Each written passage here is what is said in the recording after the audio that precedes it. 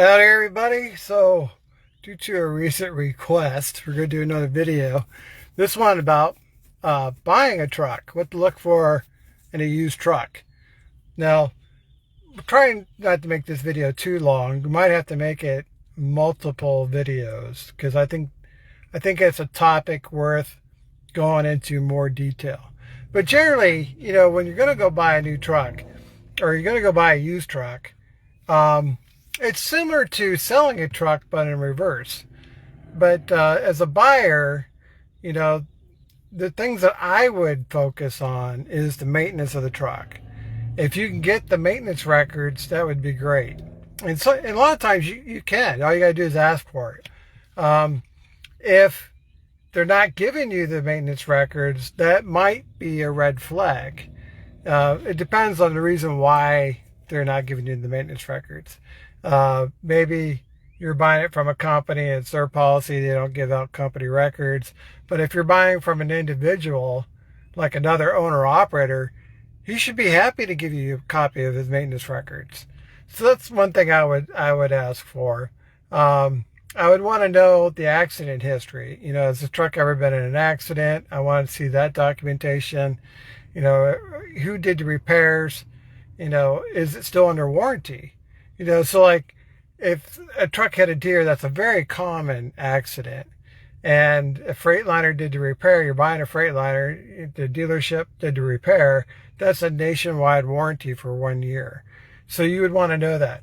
And warranties in general is something I would look at as a buyer. Is the truck still under warranty? Because if you're buying a Freightliner, typically it would come with a Daimler warranty. And that's 7 years, 750,000 miles. And it transfers from buyer to buyer. You may want to double check on that, but it should transfer from buyer to buyer. So the deal there is that a lot of the major components, like the after treatment system and many engine parts, are covered by the manufacturer's warranty, the Daimler warranty. 7 years from the date of manufacture or 750,000 miles, whichever is less. And that saves you tons of money. That can save you tens of thousands of dollars right there. So that's very important. So we talked about maintenance records. We talked about accident history. We talked about warranties. Some other things you want to look for is the tires. Are the tires in good condition? And you're like, well, you can go buy new tires. Yeah, but new set of tires, several $1,000s. You probably want at least mid wear on the tires. So if it's like around 7, 8, 9, 10 tread depth, you're going to get at least a year on those tires. But if it's down towards the limit, 4, 5, you're going to have to change those tires pretty soon. On the steer tires, you can only go down to 4, and on the drive tires, you can go down to 2. But just because that's the DOT reg doesn't mean that's what you want. So I would pay attention to the tires, and I would look at the make and model of tires. Do you have a tire preference? I prefer Bridgestone. I know with Bridgestone, the lower the number, the harder the tire. So a Bridgestone 720 will get really good fuel mileage, but a Bridgestone 760 will get less fuel mileage. And the reason for that is because the 760 is a softer tire. It's made for the northern climate. If they got to drive through a lot of snow, for example, you want a softer tire that gets more grip.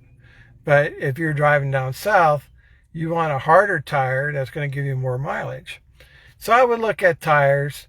A lot of times people like to kick the tires. That's perfectly fine. But then I would look at, they've got a clean title, because you don't want to get caught up in one of these scenarios where this truck has traded hands multiple times and you can't get a clean title. You don't want to be tied up into that. If it's a one buyer, then your chances are, you're going to get a clean title. But if there's been 2, 3 buyers already on that truck, that kind of complicates things. And you should ask for a bill of sale and have it notarized, because that will protect you as the buyer and likewise as a seller.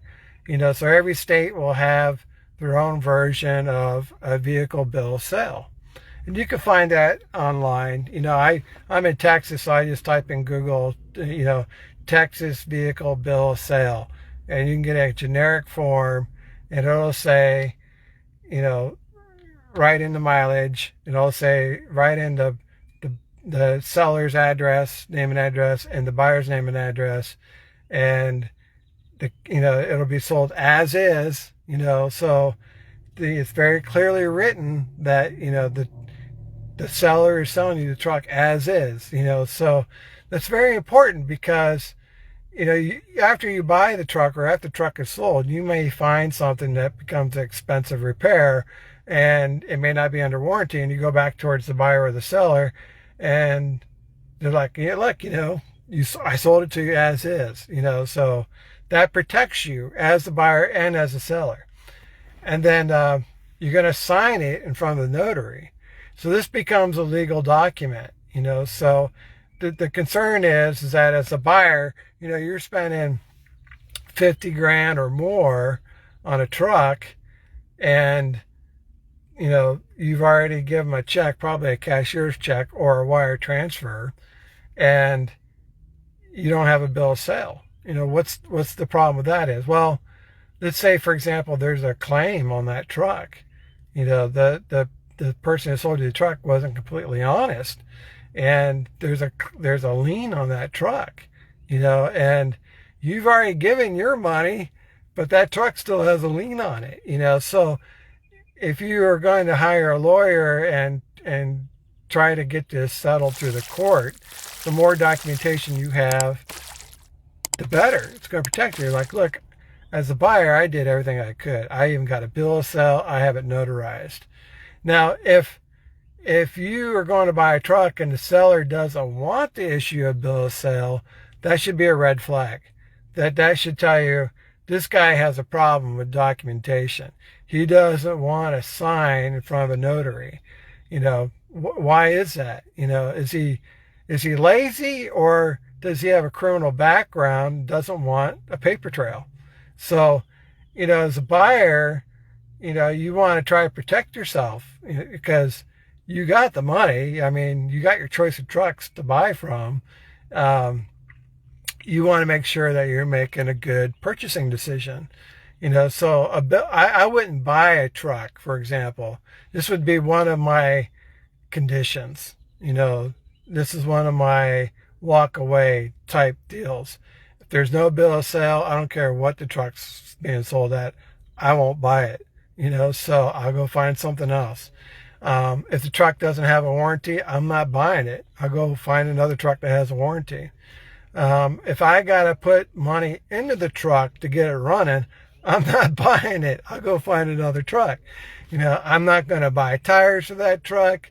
I expect that truck to make money on day one.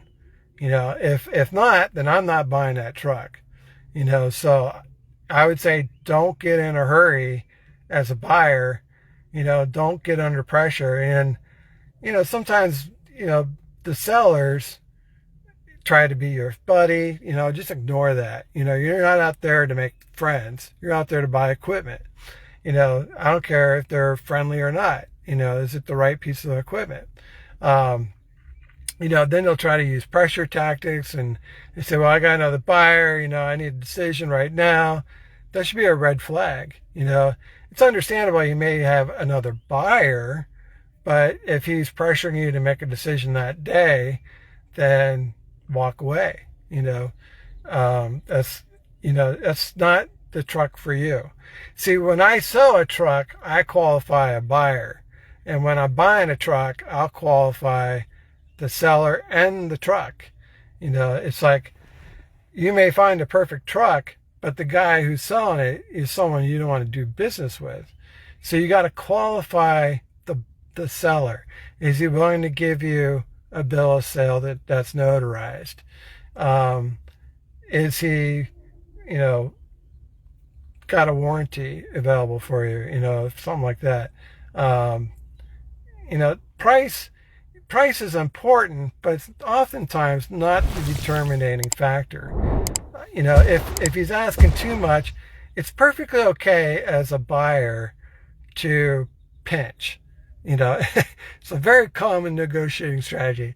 You shouldn't be afraid to pinch, and the buyer shouldn't be offended if you do pinch. What do I mean by pinch? Pinch means you want the truck, you're interested in the truck, you qualified the buyer, everything's good, he's willing to give you a bill of sale, it has a warranty. Let's say the truck is at 55, you're going to pinch him for 50. Now, if he's an experienced negotiator, he's going to realize that he's being pinched. And he may come back with a counter offer and says, you know, well, that's not a bad offer, but let me tell you what else about this truck you may not know, you know, and that may affect your decision whether or not to stand firm on that pinch or not. If it's a truck you want, but you know it's overpriced, let's say he's asking 60 and all your research says it's worth 50, you definitely got a pinch. You know, I think a lot of times buyers will come in with a lowball offer because there's professional buyers out there, professional sellers. A professional buyer, you know, he'll go out with a lowball offer and see if the guy's desperate to sell. You know, maybe he's going through a divorce, he's filing for bankruptcy, or, you know, he's medically disqualified for a truck, or, you know, he's about to lose his house or his car or something. You know, he has to sell this truck. There's a sense of urgency for selling that truck. And as a buyer, you may ask the guy, why are you selling the truck? It's a perfectly legitimate question. And this will tell you how motivated they are to sell the truck. If there's a situation where they need to sell the truck, then, you know, you can pinch a little bit and get a good deal because this guy really needs to sell the truck. You know, again, you're not out there to make friends. You know, if you think the price is a little high, it's perfectly okay to pinch. You know, and many times buyers or sellers will list a truck $5,000 to $10,000 higher than what they're actually willing to sell it because they're expecting to get pinched. So this is the game you play, right? That's professional negotiating. You know, I think the guy, the one that's really hard to sell is the guy who bought a new truck, and he's selling his old truck, and you know he's adamant he's going to get 60 grand for that truck. You know, and you know, if you think it's worth it, then, you know, do your homework and, you know, make that decision. But he probably is not going to sell it to the first 10 guys he talks to, because he's not in a hurry. There's no reason for him to sell. He could sit on that truck for 6 months. Now, another seller could have a truck and he wants to sell it quickly because he doesn't want to fool around with it. See, if he's an over-the-road driver, then every time he's got a call from a buyer, he's got to come off the road and show that truck. Well, that's a day, at least one day's lost wages. That could cost him $500 or more. You know, if he's screwing around selling that truck, he could lose a month's wages easily, because he's too picky about selling that truck. You know, he refuses to sell it for anything less than the highest price possible. You know, so, but it's going to cost him money. It's going to cost him runtime. You know, so, you know, for every week he's off the road screwing around with that old truck, could cost his business at least $5 grand in gross revenue. And see, as a buyer, you got to know that, you know, there's some time sensitivity here, you know. So if you got a seller who's sitting on a truck, you know, he's probably a local driver, and it's not costing him an arm and a leg to sit on it. But if he's an over-the-road driver, you know, he's not going to want to screw around. He wants to sell that truck, and he's probably willing to negotiate reasonably, you know, with $5,000. It's probably not that big a deal. It'll cost him $5,000 lost revenue just by taking time off the road to try and sell the truck. So for you to pinch them for $5,000 is perfectly okay. That should not be a deal breaker. So these are some of the things I think about if I was going to go buy a used truck. And then, of course, you want to filter your selection probably based on year, make, model, and mileage, and then features. So I personally wouldn't buy a truck more than 400,000 miles. It's just that the more miles they get, the more downtime there's going to be, the more maintenance is going to be. Even if it is under warranty, they'll say, yeah, it's under warranty. It's not going to cost you anything. Yes, it is. It's going to cost you a week of downtime. A week of downtime would be $5,000 gross revenue. You do that 4 times a year, you're talking about $20,000 that you could have made with a newer piece of equipment.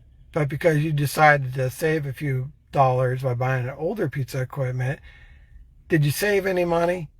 Probably not. Your money probably would have been better spent buying something newer than buying something older because of downtime, lost revenue. So I wouldn't buy a truck that had too many miles. 400, is good. 400,000 miles is good. I would insist upon a warranty. I would insist upon a bill of sale. I would take a hard look at them tires. I want to know the accident history. I want to know the vehicle maintenance history. Get a copy of the maintenance records if you could. And then the last thing, I would probably narrow my choice down between 2 or 3 trucks. I'd start out with 10 trucks that I'm interested in, narrow it down to 2 or 3, test drive those, and then look at the features. What distinguishes one truck from another? Does one truck have an APU? Does the other truck not? Does one truck have better tires than the other truck? Does one truck have a grill card than the other truck? Does one truck got lower mileage than the other truck? One truck's got a warranty, the other truck doesn't. One truck has a seller's give me a bill of sale, the other one isn't. So these are all the things that I would think about. And I'm sure there's more that I'm missing, but it's something that the more you do of buying and selling, the better you get at. And if just pay attention to the red flags. Trust your instincts. If you think there's a red flag there, then don't be afraid to walk away. There'll be other trucks. The best thing that could happen to you is that you got a red flag and that helped you make a decision. So it's like, I had a tough decision here between 2 or 3 trucks, but a red flag came up on one truck. Well, that just made it easier. I can eliminate one of those trucks because, I'm not afraid of the red flags. I know that's a tool that I'm going to use to distinguish one truck from another. So if I see a red flag, I'm like, well, I'm eliminating that truck. And then I got my list down to 2 trucks. So that's how I would do it. Buying a fleet truck is not bad because they're typically speed governed. They typically have all the basic maintenance done on it. Now, if you buy from an independent owner operator, for example, and they often will sell their truck at 300,000 miles, but that might have been a team truck and they just ran the wheels off that thing, or that truck did not have a speed governor on it, and so they ran it 45,000 pound load, 80 miles an hour. You may not want that truck.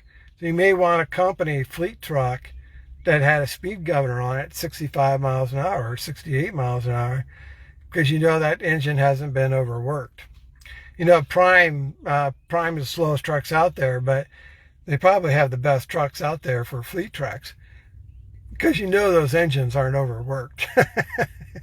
Because they're only doing 55 miles per hour. So there's a lot that goes into buying a used truck. It's something you definitely want to do your homework on. Especially, there's a lot of money involved. It's a ton of money involved. And you got to protect yourself. Make sure you get that bill of sale. Make sure you get a warranty. And make sure that truck is ready to go on day one. All right, guys, that's all I got for you. Thanks for watching. We'll see you on the internet.